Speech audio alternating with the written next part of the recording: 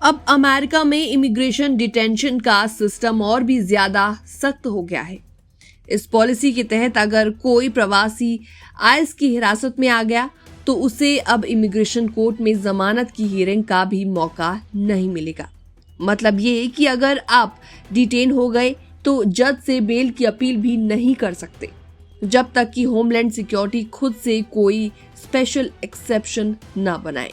8 जुलाई को आइस के acting director Tod लेओन्स ने एक ऑफिशियल मेमो जारी किया जिसमें साफ साफ कहा गया कि एजेंसी अब 1996 के एक पुराने कानून के जरिए ये पावर यूज करेगी। ये कदम बहुत सारे इमिग्रेंट्स, खासतौर पर इंडियन ओरिजिन लोगों के लिए परेशानी का सबब बन सकता है। मेमो के मुताबिक आइस के लॉयर कोर्ट में जरूर प्रेजेंट होंगे और बताएंगे कि कोई पर्सन फ्लाइट रिस्क है या फिर कम्युनिटी के लिए खतरा है। लेकिन इमिग्रेशन एडवोकेट्स और ह्यूमन राइट्स ग्रुप्स इस पॉलिसी की कड़ी आलोचना कर रहे हैं। उनका कहना है कि इससे हजारों लोग बिना ट्रायल और सुनवाई के डिटेंशन में सड़ते रहेंगे और ये ड्यू प्रोसेस का सीधा सीधा उल्लंघन है। ग्रेग चेन, जो कि अमेरिकन इमिग्रेशन लॉयर्स एसोसिएशन से जुड़े हुए हैं, उन्होंने कहा कि अब तो ऐसे लोग भी डिटेन हो रहे हैं जो पिछले 20 से 25 साल से अमेरिका में रह रहे हैं, जिनकी फैमिलीज और करियर्स यहाँ बने हैं और जिनका कोई भी क्रिमिनल रिकॉर्ड नहीं है। इन सब के साथ जनवरी में लागू हुआ लेकिन रैली एक्ट हालात और भी ज्यादा बिगाड़ रहा है।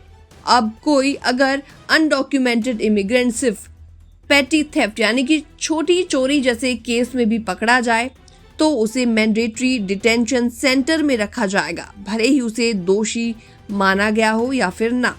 आइस के पास इस वक्त करीबन 56,000 डिटेनीज हैं, जबकि उसकी कैपेसिटी सिर्फ 41,000 की है।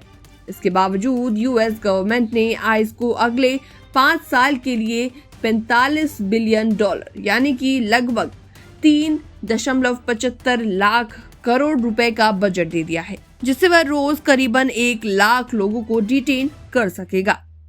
इसके अलावा मैट एडम्स, जो कि north west immigrant right project में है, वो इस पूरी पॉलिसी को इनह्यूमेन एंड टेरिफाइंग बता रहे हैं।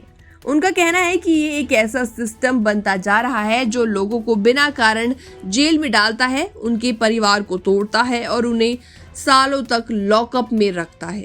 सरकार इसे नेशनल सिक्योरिटी से जोड़कर जस्टिफाई कर रही है, लेकिन सवाल यहाँ पर यह है कि क्या किसी डेमोक्रेटिक देश में बिना सुनवाई किसी को इनफाइनाइट डिटेंशन में रखना वाकई ठीक है? फिलहाल इस रिपोर्ट में इतना ही। बाकी तमाम अपडेट्स के लिए बने रहिए एनबीटी इंटरनेशनल के साथ।